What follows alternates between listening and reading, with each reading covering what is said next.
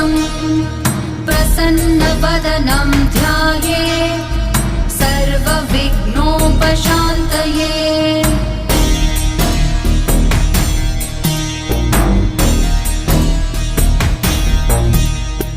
शान्ताकारं भुजगशयनं पद्मनाभं सुरेशम् विश्वाधारं गगनसदृशं मेघवर्णं शुभाङ्गम् लक्ष्मीकान्तं